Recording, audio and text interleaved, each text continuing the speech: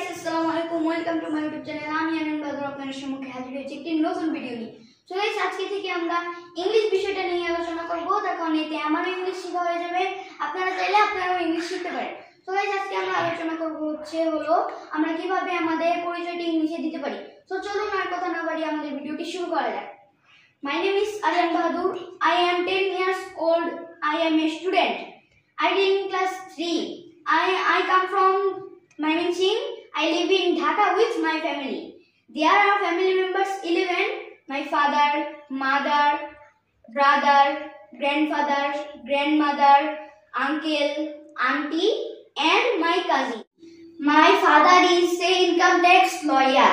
My mother is a housewife. My favorite person is Hazrat Muhammad Sallallahu Alaihi Wasallam. My favorite food is chicken.